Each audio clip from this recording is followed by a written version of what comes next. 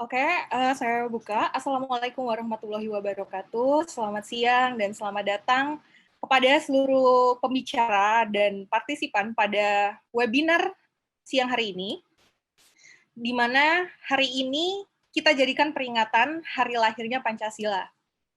Baik, izinkan saya untuk memperkenalkan diri.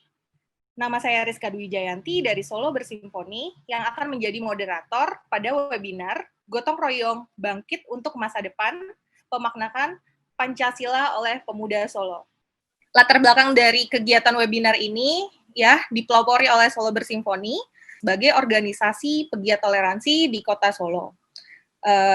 Kegiatan ini dilakukan sebagai wujud untuk memperingati hari lahir Pancasila pada 1 Juni tahun 2020, yang mana kita sebagai bangsa Indonesia atau sebagai sebagian kecil dari penduduk terbesar keempat dunia ini mengulas kembali akan adanya kekayaan dari Indonesia, kayak ragam bahasa, budaya, adat, suku, ras, kepercayaan yang ada di Indonesia. Nah, dari keberagaman itu tentunya bukan perkara yang mudah untuk menyatukan dari berbagai sudut pandang. Namun, kita punya Pancasila yang kita gunakan sebagai pemersatu keberagaman. Terlebih, bangsa Indonesia yang dikenal sebagai bangsa yang kuat akan nilai gotong royong, yang dibuktikan dengan masyarakat Indonesia di berbagai tempat akan menjunjung tinggi nilai kebersamaan. Semangat gotong royong ini sangat kita perlukan, terutama ya kita tahu kita sedang di tengah situasi pandemi COVID-19, maka kita bisa saling menguatkan dan sama-sama berjuang untuk masa depan NKRI. Nah, melalui seluruh lapisan masyarakat dan tentunya pemuda Indonesia. Oh ya, hari ini kita ada 5 pembicara. Yang pertama yaitu Bapak M. Farid Sunarto dari Solo Bersimfoni. Yang kedua ada Bapak Agung Nur Probohudono dari Solo Berbagi. Yang ketiga ada Bapak Kresna Bayu Sangka dari Pustapako UNS. Yang keempat ada Bapak Didik Prasetyanto dari HIPMI Surakarta. Dan yang kelima ada Bapak Bambang Nugroho dari KNPI dan BPPT.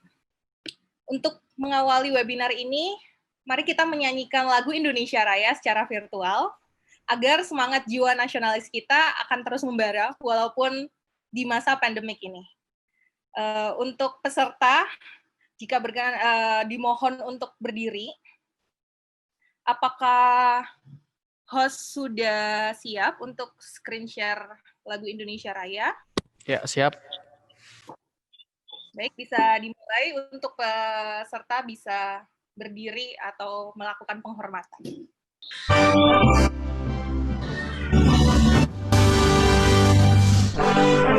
Indonesia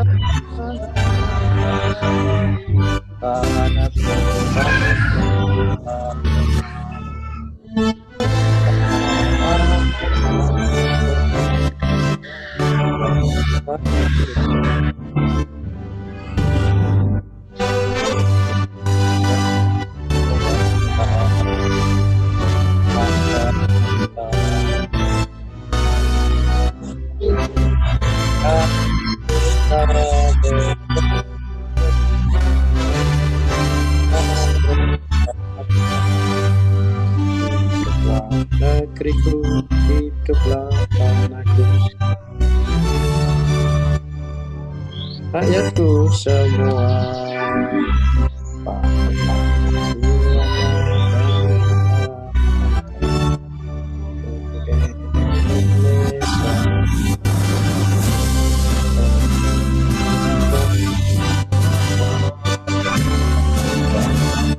Aku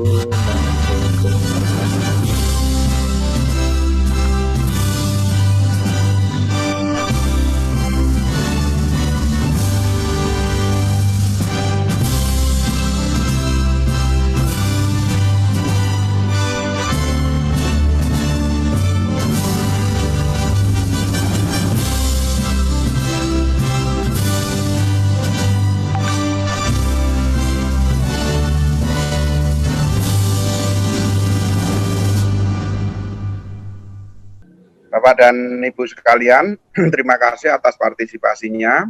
Tepat 75 tahun lalu ya, 1 Juni tahun 45, ada sejarah yang tidak bisa dilupakan oleh bangsa Indonesia, khususnya adalah sidang BPUPKI, yang di situ Insinyur Soekarno berpidato tentang azas atau dasar negara Republik Indonesia, yaitu Pancasila.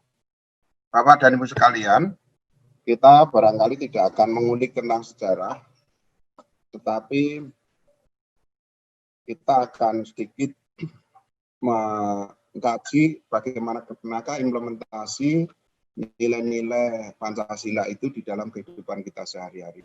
Bapak dan Ibu sekalian, hasta laku pemaknaan Pancasila oleh pemuda Solo. Kenapa judul ini kami sampaikan, Bapak dan Ibu sekalian?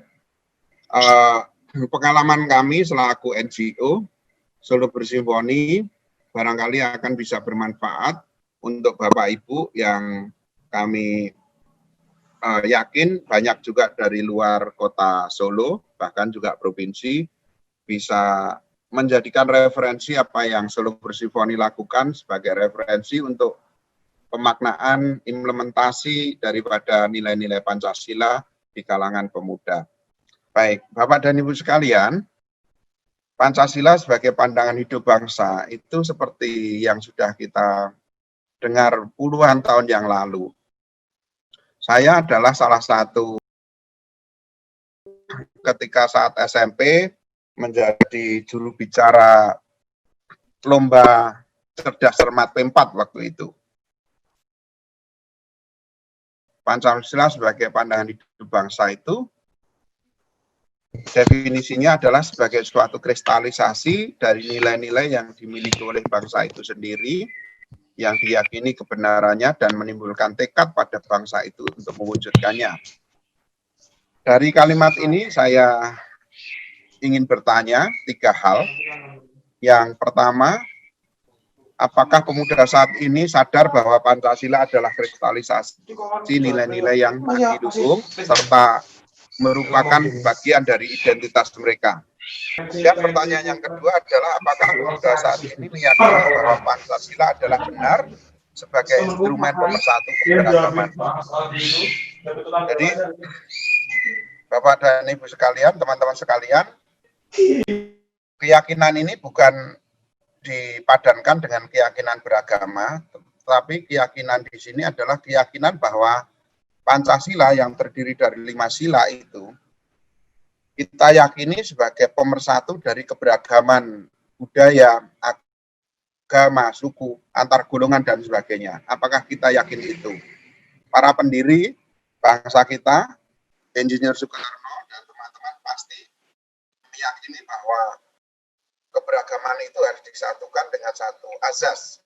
Dan azas itu sudah disepakati dalam sidang BPUPKI adalah azas Pancasila. Nah, pertanyaan itu, apakah pemuda saat ini meyakini itu? Kemudian yang ketiga adalah, apakah pemuda saat ini memiliki tekad untuk mewujudkan nilai-nilai baik Pancasila? Ataukah menurut pandangan teman-teman, tekad itu sudah pudar atau bahkan sama sekali lupa? Ini yang akan kita cermati dan kita kaji bersama. Dilanjut, Mas. Baik, selanjutnya, ya, untuk menjawab 3 hal itu, berdasarkan pengalaman Solo Bersimfoni sebagai sebuah civil society organization, kami mengimplementasikan dengan 4 landasan. Yang pertama adalah pentingnya kita mencari dan menemukan identitas sebagai instrumen dan diplomasi. Apa yang dilakukan Solo Bersimfoni?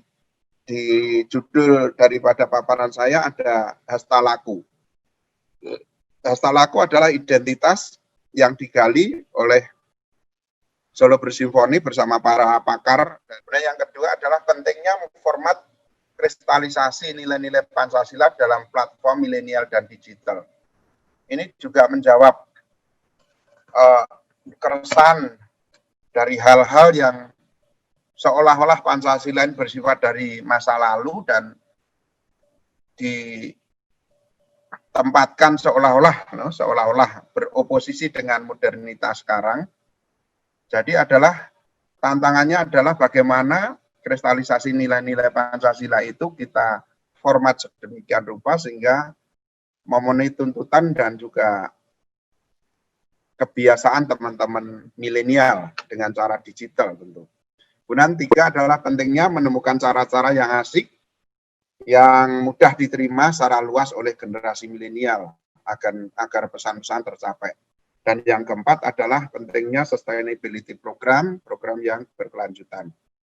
Apa yang dilakukan Solo Bersimfoni akan kami sampaikan kepada teman-teman, barangkali nanti bisa menjadi referensi sekaligus tanpa bermaksud mengedepankan program yang sudah dilakukan Solo Bersimfoni, kami juga mohon arahan dan kritik yang membangun. Baik, Ibu dan Bapak sekalian, inilah hasta laku. Jadi hasta laku itu adalah 8 perilaku yang kita gali dari nilai-nilai baik kehidupan sosial masyarakat di Kota Solo dan sekitarnya. Ada banyak sekali nilai-nilai kebaikan masyarakat, tetapi kita peras menjadi beberapa nilai, yaitu 8 nilai. 8 nilai tersebut adalah gotong royong, guyub rukun, grapyak semana, lembah manah, ewuh pekewuh, pangerten, andap asor, dan tepo seliro. Biasanya kita menyingkat dengan 3G lepat. Gotong royong, guyub rukun, grapyak semana itu 3G. Lepatnya itu lembah manah, ewuh pekewuh, pangerten, andap asor, dan tepo seliro. Jadi teman-teman, kenapa hasta laku ini menjadi penting? Karena kita butuh suatu packaging atau kemasan atau packaging ini kemudian kita turunkan lagi di dalam beberapa implementasi, yaitu implementasi regulasi, implementasi aktivitas, dan sebagainya. Nah, nanti kita lihat implementasinya. Hasta laku ini berdasarkan based on research bersama tim pakar dari UNS di bawah kepemimpinan Profesor Dr. Trisno Martono, dan sampai sekarang kita pakai untuk diplomasi, toleransi, dan perdamaian. Dilanjut, Mas. Ini alhamdulillah untuk hasta laku ini sudah menjadi sebuah identitas pemuda Solo karena sudah diwadahi di dalam Peraturan Wali Kota Surakarta nomor 49 tahun 2019. Ini penting karena apa? Dengan masuknya hasta laku menjadi sebuah identitas, ini akan menekan beberapa OPD atau organisasi perangkat daerah yang melibatkan pembinaan mahasiswa untuk berorientasi kepada nilai-nilai yang diperjuangkan itu tidak terlepas daripada hasta laku. Kesimpulannya teman-teman sekalian, kita untuk implementasi nilai-nilai Pancasila di era milenial atau digital kali ini, yang pertama kita perlu gali secara kreatif untuk menemukan kristalisasi nilai-nilai Pancasila berdasarkan kearifan lokal. Kalau kearifan identitas lokal di Solo bisa kami gali dengan hasta laku, tetapi di tempat lain barangkali kearifan lokal itu bisa digali dengan identitas yang lain yang sesuai dengan situasi dan kondisi lingkungan masyarakat sosial.